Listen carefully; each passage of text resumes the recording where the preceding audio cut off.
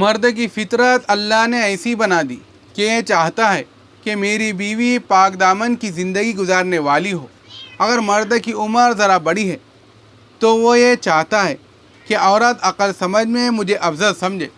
بھلے اس کی بیوی زیادہ سمجھدار ہو، مگر مرد کی تمنا یہ ہوتی ہے کہ میرے فیصلے کو مانا جائے، میری رائے لی جائے، جو میں کہہ رہا ہوں بس اس کو سنا جائے۔ تو پھر نیک بیویاں، عقل مند بیویاں اس مرد کا ذہن ایسا بناتی ہیں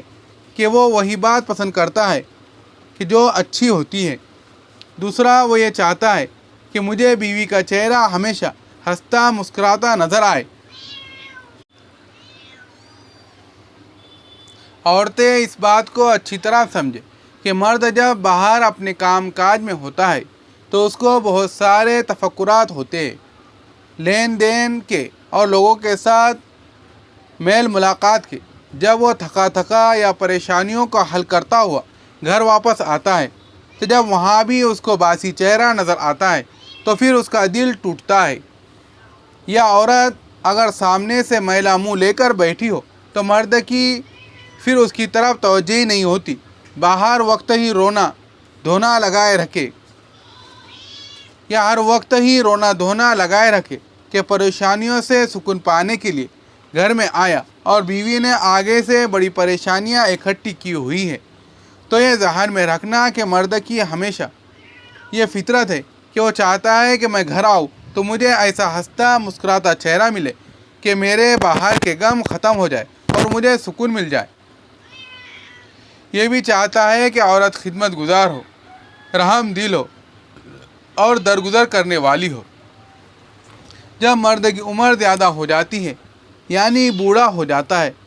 تو اس وقت اس کی چاہت یہ ہوتی ہے کہ بیوی میرے اوپر اعتماد رکھے، بدگمانی نہ ہونے دے، بد اعتمادی نہ پیدا کرے اور بیوی میرے سامنے جھوٹ نہ بولے۔ چونکہ جب عمر زیادہ ہو جاتی ہے تو لگتا ہے کہ بعض عورتیں زیادہ ہی سمجھدار ہو جاتی ہیں، وہ پھر پر کا پرندہ بنا کر دکھاتی ہے۔ تو اگر کوئی بیوی اپنے خاوند کے ساتھ ایسا کرے کہ جھوٹ بولے تو مرد اس چیز کو بڑھاپے کی عمر میں بہت برا سمجھتا ہے اور یہ بھی چاہتا ہے کہ میری غیبت نہ ہو، لہذا بڑی عمر کی عورتیں ذرا توجہ سے سنیں کہ وہ اس بڑھاپے کی عمر میں اپنے خاوند کی غیبتیں نہ کرے، نہ ماں باپ کے سامنے، نہ عورتوں میں بیٹھ کر اور نہ کسی اور کے سامنے، بلکہ اس بوڑھے کی یہ چاہت ہوتی ہے کہ میری عزت کو بڑھایا جائے، اس کے اندر جو اچھی خوبیاں ہیں عورت کو چاہیے کہ وہ اچھی خوبیوں لوگوں کے سامنے کہے تاکہ لوگوں کے دل میں اس کی عزت بڑھ جائے۔ اور وہ یہ بھی چاہتا ہے کہ بیوی مشکل میں میرا ساتھ دے، لہذا خاوند کے اوپر کوئی بھی پریشانی یا مشکل ہو تو بیوی اس میں اس کا ساتھ دے۔ تاہم ہمارے مشائخ نے ازدواجی زندگی کی باتوں کو بڑی تفصیل سے کھولا اور اس پر پہلے کئی بیانات بھی ہو چکے۔ ایک بیان ازدواجی زندگی کے بارے میں ہونا ضروری تھا تاکہ پڑھا ہوا سبق دہرایا جائے اور بھولی باتیں یاد آ جائیں اور کوئی نئی بات ہو تو آدمی کو عمل کا موقع مل جائے۔ لہذا چند باتیں ایسی بتائی جاتی ہیں کہ جن باتوں کو کرنے سے عورت اپنے خاوند کے دل میں اپنا مقام زیادہ بڑھا سکتی ہے، مرد کے دل میں عورت کی محبت بڑھیں گی، عورت کا وقار پیدا ہوگا، عورت کا مقام پیدا ہوگا اور مرد اپنی بیوی سے والہانہ پیار کرے گا۔ اس کی وجہ سے عورت کی زندگی میں بہار آئے گی۔ وہی سہاگ والی